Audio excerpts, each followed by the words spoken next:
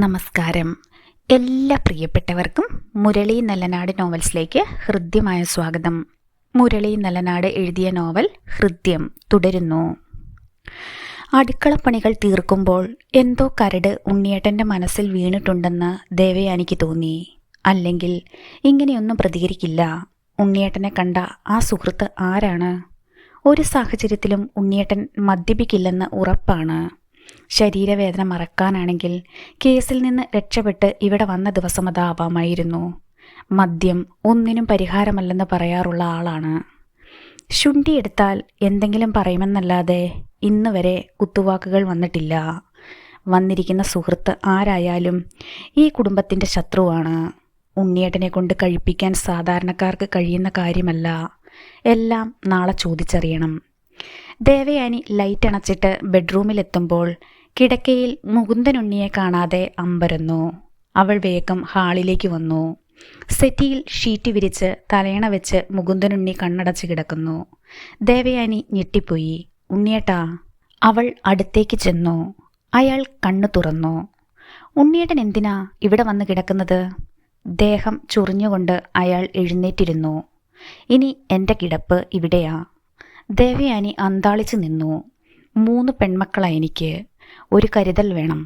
അവരെ വിശ്വാസമില്ലാഞ്ഞിട്ടല്ല, പുറത്തുനിന്നുള്ള ആളുകളെ വിശ്വസിക്കാൻ കൊള്ളുകയില്ല.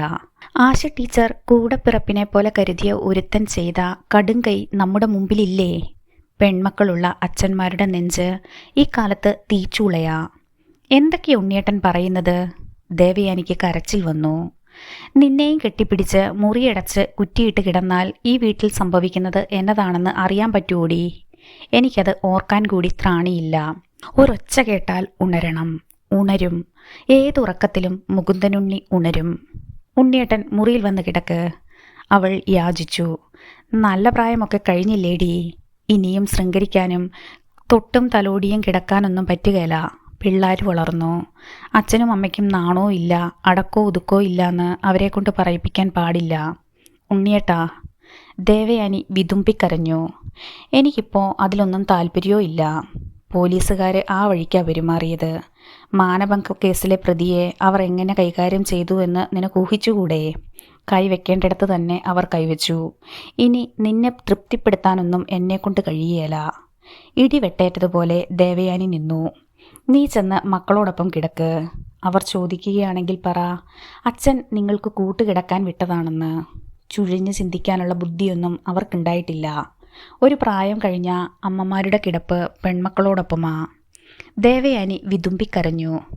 നീ എന്നത്തിനടി വിഷമിക്കുന്നത്? നമ്മൾ ജീവിച്ച് തീർന്നില്ലേടി. ഇനി നമ്മൾ ജീവിക്കേണ്ടത് മക്കൾക്ക് വേണ്ടിയാ. അങ്ങനെ വേണം ചിന്തിക്കാൻ. ഇനി എൻ്റെ മക്കളുടെ കാവൽക്കാരനാ ഞാൻ. അതിന് ഞാൻ വരാന്തയിലിരുന്ന് ഉറക്കം കളയാനും തയ്യാറാ. നീ ചെല്ല്. അയാൾ സെറ്റിയിലേക്ക് ചാഞ്ഞു. ദേവയാനി ഒരു സാലഭഞ്ചിക കണക്കെ അവിടെ തന്നെ നിന്നു. അയാൾ തലപൊക്കി. നമുക്ക് ഒറ്റപ്പാലത്ത് നിന്റെ തറവാട്ടിലൊന്ന് പോണം. കാവിൽ പൂജ ചെയ്യേണ്ടതുണ്ട്. അവിടുത്തെ ഉപാസനാമൂർത്തികളുടെ കാരുണ്യം കൊണ്ടാ എനിക്ക് രക്ഷപ്പെടാനായത്. കണ്ടറിഞ്ഞു വേണം ഓരോന്നും ചെയ്യാൻ. ദേവയാനി ശബ്ദിച്ചില്ല. ലൈറ്റ് അണച്ചിട്ട് പോയി കിടക്ക്. അയാൾ അസ്വസ്ഥനായി ചെരിഞ്ഞു കിടന്നു. ദേവയാനി ലൈറ്റ് കെടുത്തി. അരണ്ട വെളിച്ചത്തിലൂടെ അവൾ നടന്ന് മുറിയിൽ ചെന്ന് കട്ടിലിൽ ഇരുന്നു. തീരെ ദൈവവിശ്വാസമില്ലാത്ത ഉണ്ണിയേട്ടൻ എന്തിന് തൻ്റെ തറവാട്ടിലേക്ക് പോകണമെന്ന് പറയണം? കാൽപാദത്തിൽ നിന്നൊരു തരിപ്പ് ദേവയാനിയുടെ ശരീരത്തിലേക്ക് അരിച്ചു കയറാൻ തുടങ്ങി. ഒഴിഞ്ഞു മാറാൻ ഉണ്ണിയേട്ടൻ പറഞ്ഞതെല്ലാം കളവാണ്. കഴിവില്ലാഞ്ഞിട്ടാണോ ഇന്നലെ രാത്രി മുഴുവനും തന്നെ കെട്ടിപ്പുണർന്ന് കിടന്നത്? ശരീരസുഖമില്ലെന്ന് പറഞ്ഞ് താൻ അടക്കി നിർത്തുകയായിരുന്നു. ഒരു കൊടുങ്കാറ്റിൻ്റെ ഇരമ്പൽ ദേവയാനിയുടെ കാതുകളിൽ പ്രതിധ്വനിച്ചു. ദേവയാനി ഒരു ഗ്ലാസ് ചായയുമായി വന്നപ്പോൾ മുറ്റത്ത് വണ്ടി കഴുകുന്ന മുകുന്ദനുണ്ണിയെ കണ്ടു. അവൾ മുറ്റത്തേക്ക് ചെന്നു. അവളുടെ സാന്നിധ്യം അറിഞ്ഞതായി അയാൾ ഭാവിച്ചില്ല. ഉണ്ണിയേട്ടാ. അയാൾ മുഖം ചെരിച്ചു. ഇന്നലെ അവൾ ഉറങ്ങിയിട്ടില്ലെന്ന് അയാൾക്ക് തോന്നി. കണ്ണുകൾ കരഞ്ഞു വീങ്ങിയിട്ടുണ്ട്. അവൾ ചായ ഗ്ലാസ് നീട്ടിയപ്പോൾ അയാൾക്ക് വാങ്ങാതിരിക്കാനായില്ല. ഇന്നലെ ഉണ്ണിയേട്ടൻ പറഞ്ഞതൊക്കെ ഓർമ്മയുണ്ടോ? കുടിക്കുമ്പോൾ ആളുകൾ മാറിപ്പോകുന്നുവെന്ന് പറയുന്നത് എത്ര ശരിയാണ്? കുറ്റപ്പെടുത്തലിൻ്റെ ലാഞ്ചനയുണ്ടായിരുന്നു സ്വരത്തിൽ. സ്വബോധത്തിലല്ലാതെ ഞാനൊന്നും പറഞ്ഞിട്ടില്ല. മക്കളുടെ കാര്യത്തിലാ ഇനി ശ്രദ്ധ വേണമെന്ന് ഞാൻ പറഞ്ഞതിൽ എന്നാ തെറ്റാ ഉള്ളത്? പത്രത്തിലും ടി വിയിലും ഓരോ വാർത്തകൾ കാണുകയും കേൾക്കുകയും ചെയ്യുമ്പോൾ നെഞ്ചിലൊരു പിടച്ചിലാ. 3 പെൺമക്കളാ എനിക്ക്. ദേവയാനിക്ക് അസ്വസ്ഥതയുണ്ടായി. അതെപ്പോഴും ആവർത്തിക്കേണ്ടതുണ്ടോ? മുകുന്ദനുണ്ണി അവളെ തറുപ്പിച്ചു നോക്കി. ആവർത്തനമല്ല, അതെൻ്റെ ശ്വാസമാ, എൻ്റെ ശ്വാസം. അത് നിലച്ചാൽ ഞാനില്ല. ശ്വസിക്കുന്നത് പോലെ ഞാനത് ആവർത്തിച്ചുകൊണ്ടിരിക്കും. ദേവയാനിക്ക് കരച്ചിൽ വന്നു. കണ്ണിലെ കൃഷ്ണമണി പോലെ ഞാൻ അവരെ കാത്തു സൂക്ഷിച്ചിട്ടും വന്ദന സുമേഷുമായി അടുത്തില്ലേ? അവൾ അവൻ്റെ കൂടെ ഇറങ്ങിപ്പോയിരുന്നെങ്കിലോ? എങ്കിൽ ഇപ്പോൾ എന്താവുമായിരുന്നു അവസ്ഥ? ദേവയാനിയുടെ ഉള്ളു പിടച്ചു. ഞാൻ മടങ്ങി വരില്ലെന്ന് കരുതി എൻ്റെ മോളെ അവന് കെട്ടിച്ചു കൊടുക്കാമെന്ന് നീ കയറി വാക്ക് കൊടുത്തതല്ലേ? അവനെപ്പോലൊരുത്തൻ്റെ കൈപ്പിടിയിലായിരുന്നു എൻ്റെ 3 പെൺമക്കളും. അവൻ അവരോട് എന്തെങ്കിലും അരുതാത്തത് ചെയ്തിരുന്നു എങ്കിൽ നീ സമാധാനം പറയുവോ? ദേവയാനിക്ക് ഉത്തരം മുട്ടി. അതും വിധിയാണെന്ന് നീ വിശ്വസിക്കും. അത്രയുള്ളൂ മക്കളുടെ കാര്യത്തിൽ നിന്നെപ്പോലെയുള്ള അമ്മമാരുടെ ശുഷ്കാന്തി. ദേവയാനിയുടെ കണ്ണുകൾ നിറഞ്ഞു. സുമേഷ്, ഇക്ബാൽ മുഹമ്മദ് സാറിൻ്റെ വലയിൽ വീണത് എങ്ങനെയാണെന്ന് പത്രത്തിൽ വായിച്ച് നീ അറിഞ്ഞതല്ലേ? അവൻ ബാങ്കിൽ നിന്ന് പണവും എടുത്ത് നാടുവിടാൻ തീരുമാനിച്ചത് ഒറ്റയ്ക്കായിരുന്നില്ല, എൻ്റെ മോളെയും കൂട്ടിയായിരുന്നു. അവനേക്കാൾ വലുതായി അച്ഛനെ കണ്ടതുകൊണ്ട് അവൾ പോയില്ല. അവന് അതിനുള്ള ധൈര്യം നൽകിയത് നീ കൊടുത്ത സ്വാതന്ത്ര്യമായിരുന്നു. ക്ഷമിക്കുണ്ണിയേട്ടാ. ക്ഷമിക്കുകയാണല്ലോ ഞാൻ. എൻ്റെ മക്കൾക്ക് വേണ്ടി എല്ലാത്തിനോടും ക്ഷമിക്കുക ഞാൻ.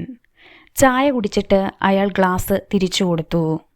ഇത് എനിക്കൊരു പുനർജന്മമാണ്. പഴയ മുകുന്ദനുണ്ണി ഇനിയില്ല. ജീവിതത്തിലേക്ക് ഞാൻ തിരിച്ചു വന്നത് എനിക്ക് വേണ്ടി ജീവിക്കുവാനുമല്ല, എൻ്റെ കുട്ടികളെ നല്ലൊരു നിലയിലെത്തിക്കണം. ഒന്നും പറയാതെ മിഴി തുടച്ചുകൊണ്ട് ദേവയാനി തിരിഞ്ഞ് നടന്നു. വണ്ടി കഴുകിക്കഴിഞ്ഞപ്പോൾ ട്യൂഷന് പോകാൻ തയ്യാറായി വന്ദന ഇറങ്ങി വന്നു. ശനിയും ഞായറും തൊടുപുഴയിൽ ഹോളിഡേ കോച്ചിങ് സെൻറ്ററിൽ മുകുന്ദനുണ്ണി അവളെ ചേർത്തിരുന്നു. പ്രധാനമായും എൻട്രൻസ് പരീക്ഷയ്ക്ക് വേണ്ടിയുള്ള കോച്ചിങ് ആയിരുന്നു അവിടെ. ഞാൻ ഇറങ്ങട്ടെ അച്ഛാ?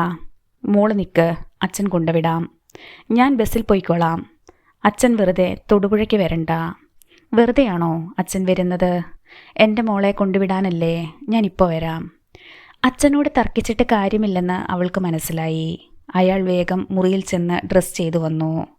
അവളെയും കൂട്ടി പോകുമ്പോൾ ദേവയാനി വരാന്തയിൽ വന്ന് നിൽപ്പുണ്ടായിരുന്നു. ഉണ്ണിയേട്ടൻ തന്നിൽ നിന്ന് അകന്നു പോവുകയാണെന്ന് ദേവയാനിക്ക് തോന്നി. ഒരു വാക്കുപോലും പറയാതെയാണ് പോയത്. ഇന്നലെ ഒരു ദിവസം കൊണ്ട് വന്ന മാറ്റമാണിത്. ഉണ്ണിയേട്ടനെ കാണാൻ വന്ന ആ സുഹൃത്ത് ആരാണ്?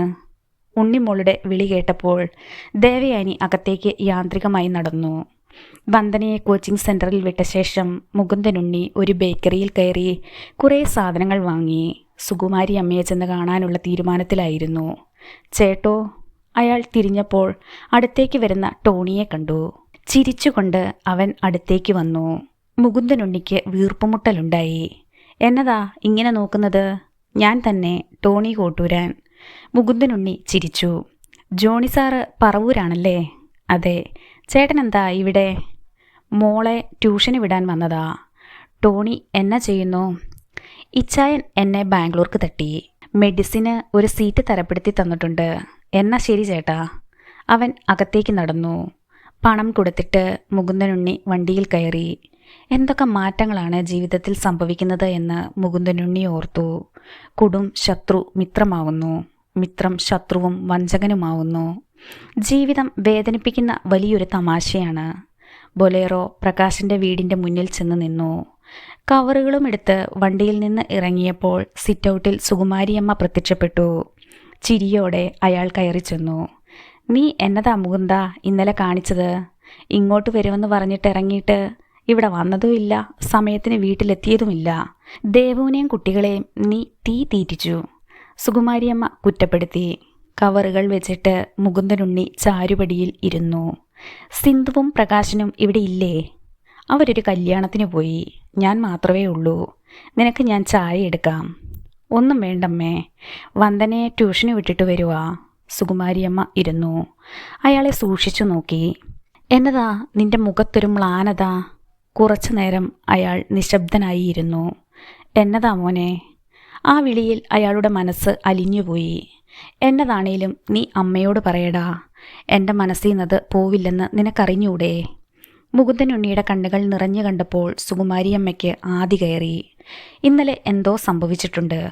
അതെ അമ്മേ, ഇന്നലെ ഒരു ദിവസം കൊണ്ട് മുകുന്ദനുണ്ണി വെറുമൊരു പാഴ്മരമായി. ഞാൻ ഒന്നുമില്ലാത്തവനായി. സുകുമാരിയമ്മ സ്തംഭിച്ചു നിന്നു. ചതിക്കപ്പെടുകയായിരുന്നമ്മേ ഞാൻ. ഒന്നാലോചിച്ചാൽ ഒരർഹതയുമില്ലാത്ത ഞാൻ ചതിക്കപ്പെട്ടെന്ന് പറയാനും പറ്റില്ല. എനിക്കൊന്നും മനസ്സിലാവുന്നില്ലല്ലോ ദൈവമേ. ഇനി എന്തു പരീക്ഷണമാ നിന്റെ ജീവിതത്തിൽ? എനിക്കത് അമ്മയോട് പറയാതെ പിടിച്ചു നിൽക്കാൻ കഴിയില്ല. ഞാൻ പറയുന്നത് എൻ്റെയും അമ്മയുടെയും മനസ്സിൽ തന്നെ ഇരിക്കണം. നമ്മുടെ മരണത്തോടെ അതില്ലാതാവണം. മൂന്നാമതൊരാൾ ഇതറിയരുത്. മുകുന്ദ, എന്നതാ മോനെ? സുകുമാരിയമ്മയുടെ നെഞ്ചു പിടച്ചു. ദേവു എന്നെ ചതിക്കുകയായിരുന്നമ്മേ. എൻ്റെ 3 മക്കളുടെയും അച്ഛൻ ഞാനല്ല, അത് മറ്റാരോ ആണ്. മുകുന്ദനുണ്ണി പൊട്ടിപ്പോയി. നീ എന്നതായി പറയുന്നത് മുകുന്ദ? നിനക്കെന്നാ പറ്റി മോനെ? സുകുമാരിയമ്മ അന്താളിച്ചുപോയി. ഒന്നും മറച്ചു വെക്കാതെ എല്ലാ വിവരങ്ങളും മുകുന്ദനുണ്ണി സുകുമാരിയമ്മയോട് പറഞ്ഞു.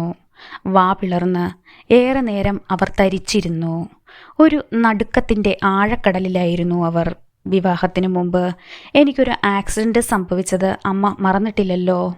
എന്നെ നാട്ടിലേക്ക് കൊണ്ടുവരാൻ അന്ന് നാരായണൻകുട്ടി വന്നിരുന്നു. ആ അപകടത്തിൽ അച്ഛനാവാനുള്ള എൻ്റെ ശേഷി നഷ്ടപ്പെട്ടിരുന്നു. ഞാനത് തിരിച്ചറിഞ്ഞത് ഇന്നലെയാണ്. സുകുമാരിയമ്മ വിങ്ങി വിങ്ങിക്കരഞ്ഞു. ദേവുവിന് നിന്നെ ചതിക്കാൻ കഴിയുമെന്ന് എനിക്ക് തോന്നുന്നില്ല മോനെ. മനസ്സാ വാച അവൾക്കതിന് കഴിയില്ല. 10-17 വർഷം എൻ്റെയും കൺമുന്നിൽ ജീവിച്ചവളല്ലേ അവൾ. എന്തെങ്കിലും സ്വഭാവദൂഷ്യം അവൾക്കുണ്ടെന്ന് എനിക്ക് തോന്നിയിട്ടില്ല. അവളെപ്പോലെ ഒരു പെണ്ണ് ഈ മേലുകാവിൽ വേറെയില്ല. ഞാനത് വിശ്വസിക്കില്ല. അത്രയ്ക്ക് നല്ലവളാ ദേവു. മുകുന്ദനുണ്ണി മിണ്ടിയില്ല. ഒരു കുഞ്ഞിൻ്റെ കാര്യത്തിൽ സംശയിക്കാം. വീണ്ടും 2 തവണ പ്രസവിച്ചില്ലേ അവൾ? അമ്മ എങ്ങനെ ആശ്വസിച്ചാലും സത്യം അതാണ്. അതിന് സാഹചര്യമുണ്ട്. ഞാൻ ലീവിന് വരുമ്പോഴൊക്കെ അവൾ സ്വന്തം തറവാട്ടിലായിരുന്നു. പിന്നീട് അങ്ങോട്ട് പോകാൻ അവൾ ആഗ്രഹിച്ചിട്ടുമില്ല. അവൾക്ക് ഈ സത്യം അറിയാവോ? ഇല്ലെന്ന് വേണം കരുതാൻ. അതുകൊണ്ട് തന്നെ എൻ്റെ മക്കളെ തേടി ഒരവകാശി വരാനും പോകുന്നില്ല. എങ്കിൽ മോനെ നീ ക്ഷമിക്ക്. ക്ഷമിച്ചില്ലേ അമ്മേ? എൻ്റെ കഴിവുകേട് എന്നെക്കൊണ്ടത് ചെയ്യിച്ചു. അവൾ ഇങ്ങനെയൊരു ചതി ചെയ്തതുകൊണ്ട് മുകുന്ദനുണ്ണി ഒന്നല്ല 3 മക്കളുടെ അച്ഛനായി. അല്ലായിരുന്നെങ്കിൽ ഒരു കുഞ്ഞിനു വേണ്ടി പ്രാർത്ഥനയുമായി കഴിയേണ്ടി വന്നേനെ. ആത്മനിന്ദയോടെ അയാൾ പറഞ്ഞു. ഇനി ഞാൻ പറയുന്നത് നീ കേൾക്കണം.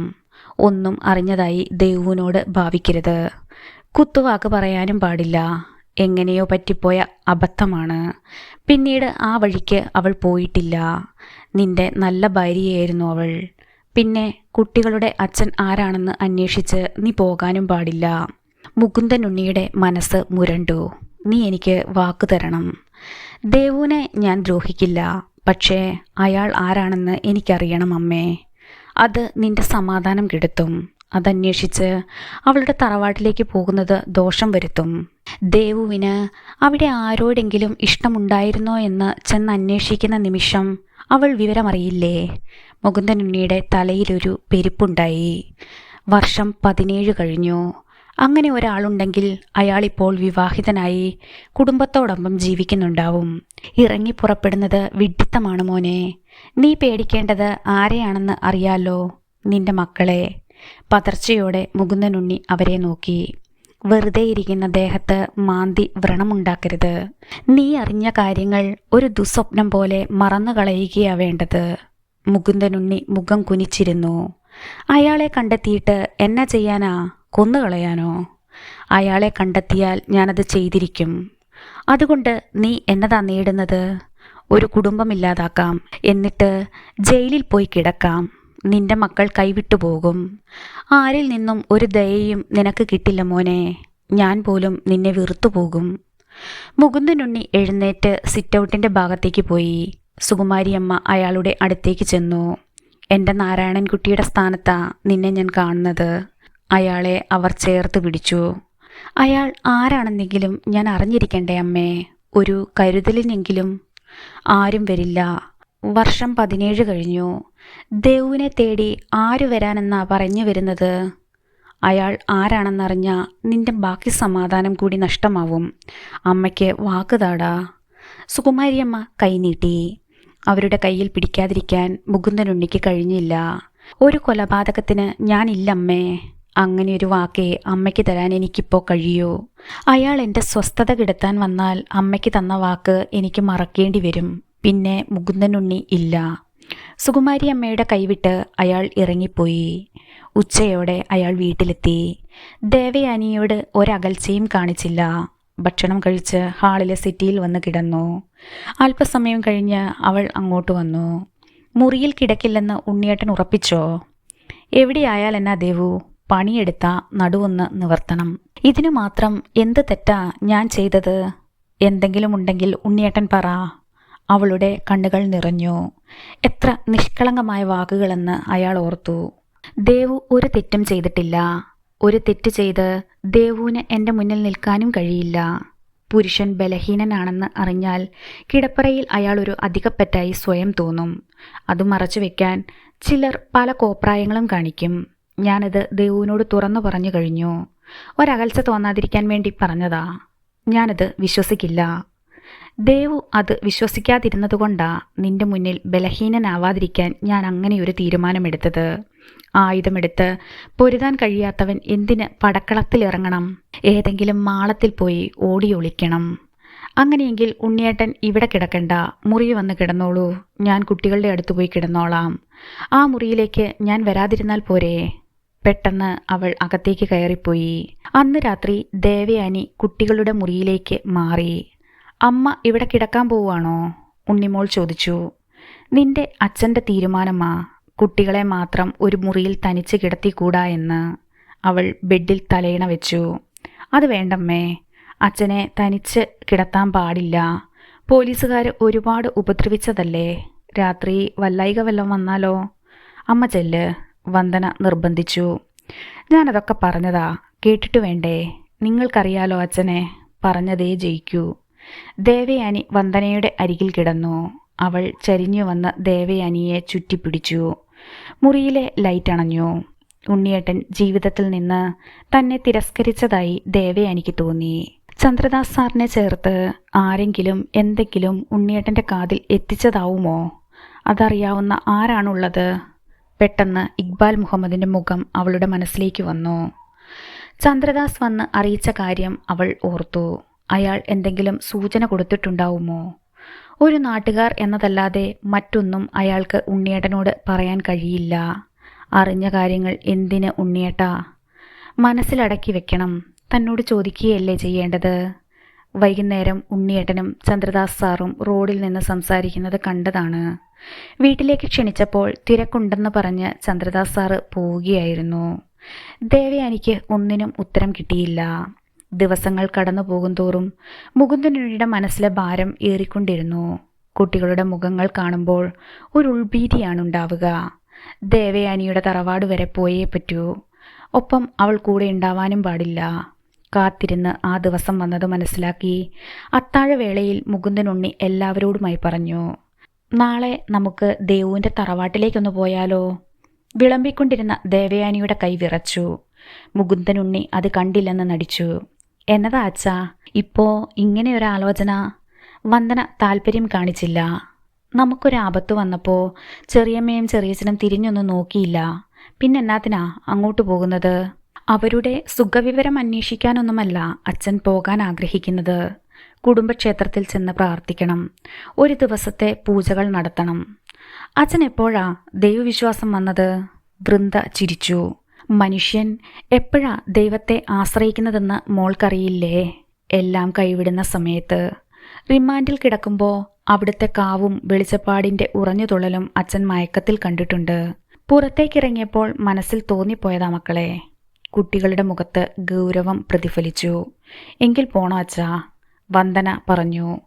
എനിക്ക് വരാൻ കഴിയില്ല ഉണ്ണിയേട്ടാ, ദേവയാനി പതുക്കെ പറഞ്ഞു. കാര്യം മനസ്സിലായ ഭാവം കുട്ടികളുടെ മുഖത്തുണ്ടായി. എങ്കിൽ കുറച്ച് ദിവസങ്ങൾ കഴിയട്ടെ അച്ഛാ. വന്ദന അയാളെ നോക്കി. അത് പറ്റില്ല മോളെ. കടങ്ങളൊന്നും നാളത്തേക്ക് മാറ്റിവെച്ചുകൂടാ. നമ്മുടെ സൗകര്യം നോക്കി ചെയ്യേണ്ടതല്ലേ ദൈവകാര്യങ്ങൾ. മനസ്സുകൊണ്ട് ആഗ്രഹിച്ചാൽ ദൈവവിളിയാണെന്ന് കരുതി പോകണം. ആരും എതിർപ്പ് പറഞ്ഞില്ല. ഒരു കാര്യം ചെയ്യാം, ഞാനും ഉണ്ണിമോളും വൃന്ദയും പോയിട്ട് വരാം. മോള് അമ്മയ്ക്ക് കൂട്ടായി നിൽക്ക്. വെളുപ്പിന് പോയാ ചടങ്ങ് കഴിഞ്ഞ് രാത്രി തിരിച്ചെത്തില്ലേ? ഞങ്ങൾ റെഡി. ഉണ്ണിമോൾ ഉത്സാഹം കാണിച്ചു. കാവിലെ അടുത്ത പൂരത്തിന് എല്ലാവർക്കും ഒന്നിച്ചു പോവാം. ദേവു ഇപ്പോൾ തന്നെ സുമിത്രയെ വിളിച്ച് നാളത്തെ പൂജ നമ്മുടേതാണെന്ന് പറ. മറ്റാരെങ്കിലും ഏറ്റിട്ടുണ്ടെങ്കിൽ സുമിത്ര മാറ്റിവെച്ചുകൊള്ളും. ദേവയാനി പതുക്കെ മുറിയിലേക്ക് വലിഞ്ഞു. രാവിലെ 6 മണിക്ക് വൃന്ദയും ഉണ്ണിമോളും ഒരുങ്ങി വന്നു. മുകുന്ദനുണ്ണി വണ്ടി പുറത്തെടുത്തു. മുന്നിൽ കയറാൻ ഉണ്ണിമോൾ തുനിഞ്ഞുവെങ്കിലും വന്ദന അവളെ വൃന്ദയ്ക്കൊപ്പം പിൻസീറ്റിൽ കയറ്റി. എല്ലാം കണ്ടുകൊണ്ട് ദേവയാനി വരാന്തയിൽ നിൽപ്പുണ്ടായിരുന്നു. മുകുന്ദനുണ്ണി ബൊലേറോ സ്റ്റാർട്ട് ചെയ്തു. ടാറ്റ ചേച്ചി. രണ്ടാളും കൈവീശി. വന്ദനയും കൈവീശി. റിയർ വ്യൂ മിററിലൂടെ ദേവയാനിയുടെ നിൽപ്പ് മുകുന്ദനുണ്ണി കണ്ടു. നിന്റെ പൂർവ്വകഥകൾ അന്വേഷിച്ച് പോവുകയാണടി ഞാൻ. അറിയാനുള്ളത് അറിഞ്ഞേ മുകുന്ദനുണ്ണി തിരിച്ചു വരൂ. അയാൾ വണ്ടി മുന്നോട്ടെടുത്തു. ബൊലേറോ മലങ്കര ഡാമിന്റെ വഴിയിലേക്കെത്തിയപ്പോൾ ഒരു ചായക്കടയിൽ നിന്നിറങ്ങി റോഡരികിൽ കിടന്ന ജീപ്പിനടുത്തേക്ക് വരുന്ന ചന്ദ്രദാസിനെ കണ്ടു. മുകുന്ദനുണ്ണിയുടെ വണ്ടി കണ്ട് ചന്ദ്രദാസ് കൈ കാണിച്ചു. മുകുന്ദനുണ്ണി അയാളുടെ അടുത്ത് വണ്ടി നിർത്തി. എവിടേക്കാ മുകുന്ദ രാവിലെ മക്കളുമായി? അയാൾ റോഡിൽ കയറി വന്നു. ഞങ്ങൾ ഒറ്റപ്പാലത്തിന് പോവാ സാറേ. ചന്ദ്രദാസിന്റെ നെറ്റി ചുളിഞ്ഞു. അതെന്താ പെട്ടെന്നൊരു യാത്ര? അങ്ങോട്ട് പോയിട്ട് വർഷങ്ങൾ കുറേ ആയില്ലേ? കാവിലെ ക്ഷേത്രത്തിൽ ചില പൂജകളൊക്കെയുണ്ട്. അത് നടത്താമെന്ന് വെച്ചു. ദേവു എവിടെ? അവളും വന്ദനമോളും വരുന്നില്ല. ഞങ്ങൾ രാത്രി തന്നെ തിരിച്ചെത്തും. ശരി, പോയിട്ട് വാ. Bye uncle. വണ്ടി ഇളകിയപ്പോൾ അരികിലിരുന്ന ഉണ്ണിമോൾ കൈവീശി. ചന്ദ്രദാസും കൈവീശി. വണ്ടി കണ്ണിൽ നിന്ന് മറഞ്ഞപ്പോൾ ചന്ദ്രദാസ് ജീപ്പിൽ കയറിയിരുന്നു. ദേവുവിനെ കൂടാതെ മുകുന്ദനുണ്ണി തറവാട്ടിലേക്ക് പോകാൻ കാരണമെന്താണ്? പൂജകൾക്ക് മുന്നിൽ നിൽക്കേണ്ടത് ദേവുവല്ലേ? അവളുടെ തറവാട്ട് ക്ഷേത്രത്തിൽ അവളില്ലാതെ എന്തു പൂജ? ഇക്ബാൽ മുഹമ്മദ് അയാൾക്കെന്തെങ്കിലും സൂചന കൊടുത്തിട്ടുണ്ടാവുമോ? വന്ദന കോളേജിൽ പോയിട്ട് ദേവയാനിയെ ചെന്നൊന്ന് കാണണം. ചന്ദ്രദാസ് ക്വാർട്ടേഴ്സിൽ വന്ന് കുളി കഴിഞ്ഞ് ഡ്രസ്സ് മാറിയപ്പോൾ മണി 8 കഴിഞ്ഞു. അയാൾ താഴെ വന്ന് ജീപ്പിൽ കയറി മേലുകാവിലേക്ക് തിരിച്ചു. വന്ദന 8 മണിക്ക് പോകുമെന്ന് അയാൾക്കറിയാം. ദേവയാനി മാത്രമേ വീട്ടിലുണ്ടാവൂ. ഗേറ്റ് കടന്ന് ജീപ്പ് മുറ്റത്തേക്ക് ചെന്ന് നിന്നു. വണ്ടിയിൽ നിന്നിറങ്ങി ചന്ദ്രദാസ് അവിടെ നിന്നു. അടഞ്ഞു കിടന്ന വാതിൽ തുറന്ന് പുറത്തു വന്നത് ദേവയാനിയായിരുന്നു. അയാളെ കണ്ടതും അവളൊന്ന് പകച്ചു. ദേവു ഒന്ന് വന്നേ. അയാൾ അവിടെ നിന്ന് വിളിച്ചു. ആരാ അമ്മേ? വരാന്തയിലേക്ക് വന്ദന ഇറങ്ങി വന്നു. ചന്ദ്രദാസ് അവളെ കണ്ടതും മുഖം വിളറി. അങ്കിൾ എന്നതാ അവിടെ നിന്ന് കളഞ്ഞത്? വന്ദന ചോദിച്ചു. മുകുന്ദനില്ലേ മോളെ? അച്ഛൻ ഇവിടില്ലങ്കിളെ. ഹാളിലിരുന്ന സെല്ല് റിങ് ചെയ്തപ്പോൾ വന്ദന അകത്തേക്ക് പോയി. ദേവയാനി മുറ്റത്തേക്കിറങ്ങി. വായിച്ചുകൊണ്ടിരുന്ന ന്യൂസ് പേപ്പറിന് മുകളിലിരുന്ന സെൽഫോൺ വന്ദന എടുത്തു. മുകുന്ദനുണ്ണിയുടെ കോളായിരുന്നു അത്. എന്നതാ അച്ഛാ? വൃന്ദയുടെയും ഉണ്ണിമോളുടെയും കളിച്ചിരികൾ വന്ദന ഫോണിലൂടെ കേട്ടു. മോളെ, കൊച്ചുണ്ണി വന്നോ? ഇല്ലച്ചാ. അയാൾ വരുമ്പോൾ 16-ാം കെട്ടിലെ വാഴക്കന്ന് പറിക്കാൻ പറയണം. പറയാവച്ചാ. ദേവു എവിടെ? തുറന്നു കിടന്ന ജനലിലൂടെ അവൾ മുറ്റത്തേക്ക് നോക്കി. ചന്ദ്രദാസ് അങ്കിൾ വന്നിട്ടുണ്ട്. മുറ്റത്ത് നിന്ന് അങ്കിളിനോട് സംസാരിക്കുവാ അമ്മ. ചന്ദ്രദാസോ?